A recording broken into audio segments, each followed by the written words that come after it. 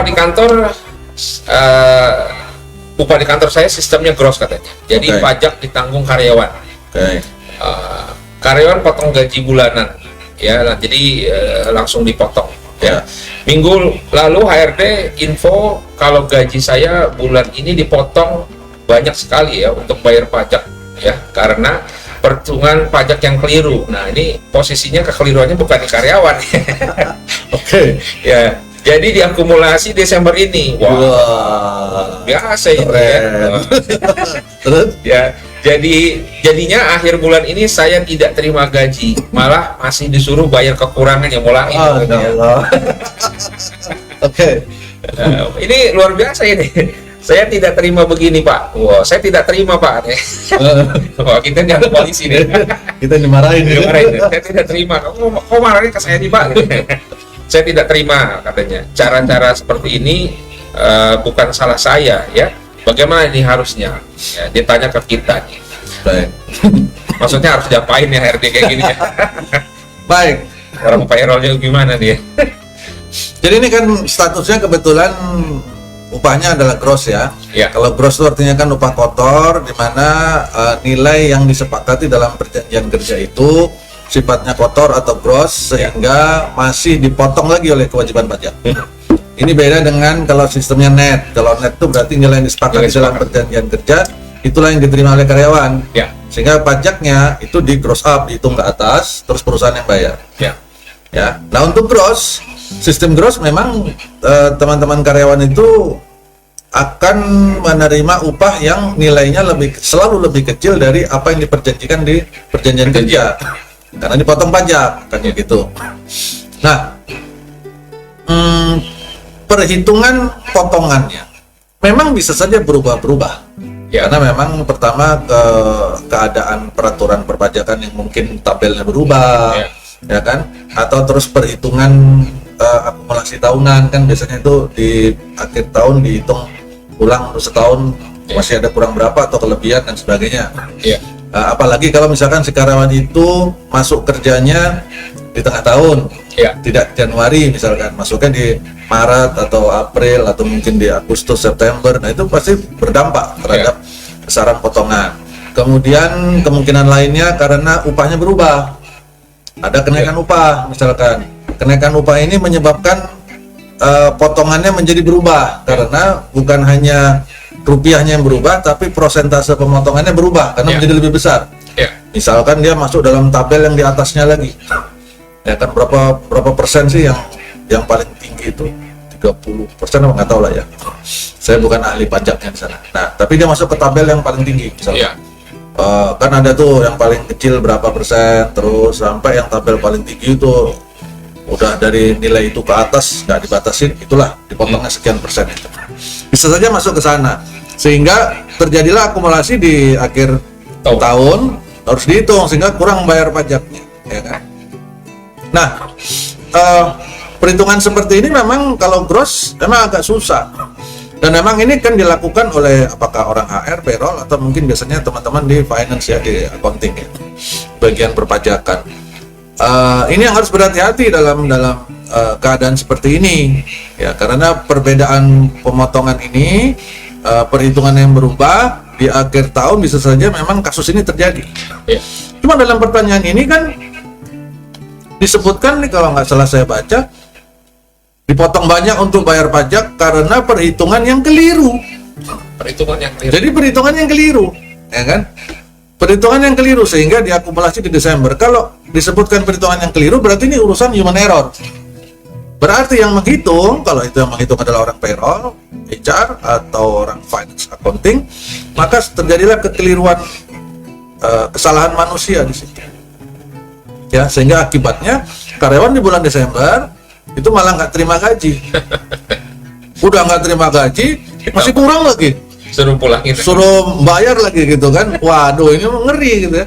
Jadi ini adalah sebuah keadaan yang menunjukkan adanya kekeliruan atau kesalahan yang dilakukan oleh perusahaan. Kok perusahaan dan kan si payroll, karyawan payroll itu kan karyawan juga. Tapi pada saat itu si payroll tadi atau bagian keuangan perpajakan tadi kan bertindak untuk dan atas nama perusahaan, Betul. menghitung. Jadi yang bertanggung jawab adalah perusahaan untuk urusan dengan si karyawan yang dipotong. Baru setelah itu nanti kalau perusahaan mau ambil tindakan kepada si pelaku perhitungan, silahkan, Betul. ya kan? Karena merugikan perusahaan misalkan, silahkan. Tetapi untuk menyelesaikan urusan dengan si karyawan yang dipotong gajinya tadi, yang ini pemotongannya jadi lebih besar, itu perusahaan yang harus tanggung jawab. Ya. Maka kalau saya menyarankan dalam kasus seperti ini, seharusnya perusahaan yang mengcover, atau paling tidak perusahaan mengambil sebuah kebijakan. Pertama misalkan, memang akhirnya nanti si karyawan juga yang akan harus bayar kan, karena itu tanggung jawab karyawan.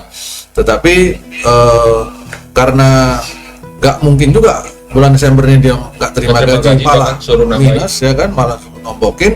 Jadi di cover dulu sama perusahaan, baru setelah itu dihitung tahun ke depan dibagi sehingga dipotong dan sebagainya, sehingga tidak terlalu memberatkan karyawan, karena si karyawan kan sangat mengandalkan gaji itu. Ya, ini berbeda kalau pengusaha. Kalau pengusaha kan dia punya source-nya kan banyak, ya.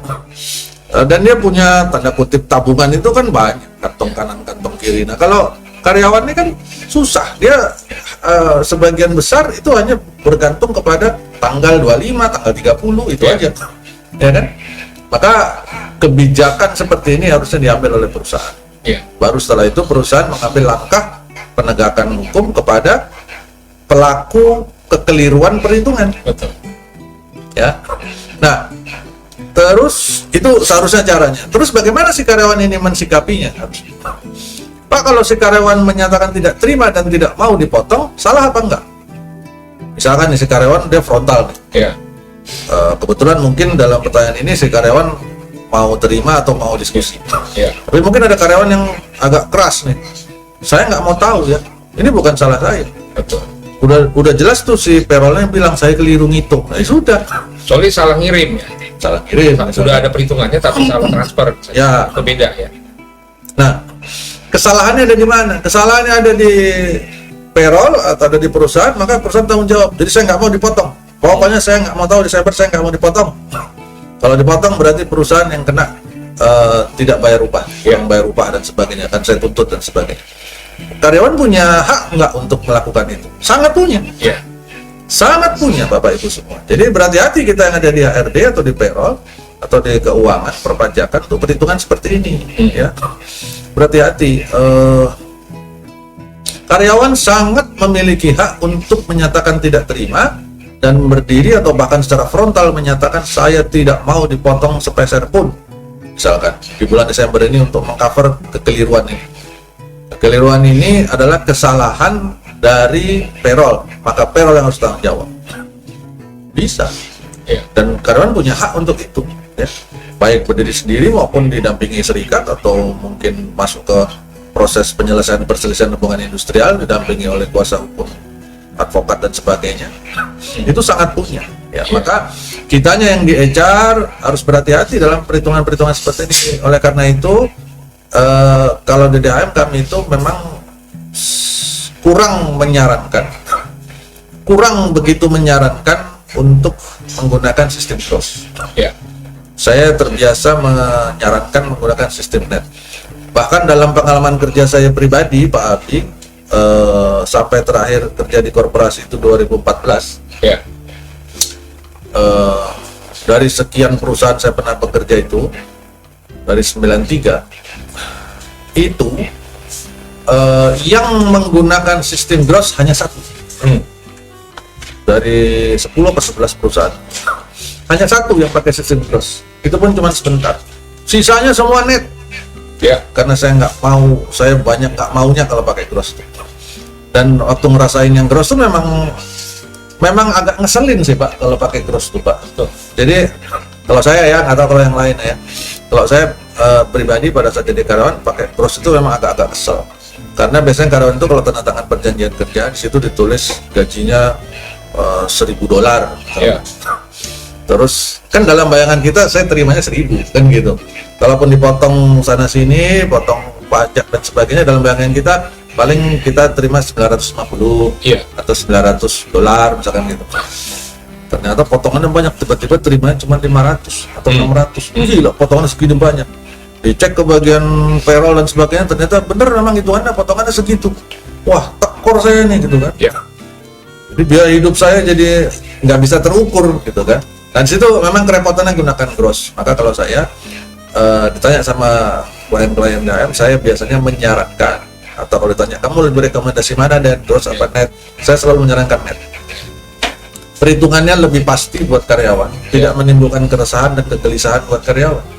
Karena pada saat dipotong seperti ini, dia Desember udah mau persiapan pergi kemana sama keluarganya, tiba-tiba nggak jadi gajian. Akhir tahun, ya kan? dia dapat bonus, malah suruh Malah nombok dipotongin kan gitu kan kesel banget tuh Pak. Dan keselnya itu kan ke bawah Pak. ke bawah gitu. Demotivasi bagi karyawan. Dan inilah cikal bakal barisan sakit hati itu ya yang gini-gini ini gitu loh. Betul. Hal-hal yang kelihatannya sederhana. Kebijakan yang tidak apa ya, berbuah untuk, harusnya kan kompensasi itu bagian dari tujuan-tujuan memotivasi karyawannya. Nah, Ya, bukan hanya sebagai sekedar kompensasi, tapi motivasi seharusnya. benar. Nah, ini kebalikannya ini. Nah, Demotivasi. orang kelihatannya terima upah gede gitu kan, tapi Iya. gross. Iya. Udah gitu perhitungannya misalkan ada di perubahan, baru naik gaji, tabelnya potongannya gede naik. Itu kayak Belum. beli produk dengan syarat ketentuan berlaku. Nah,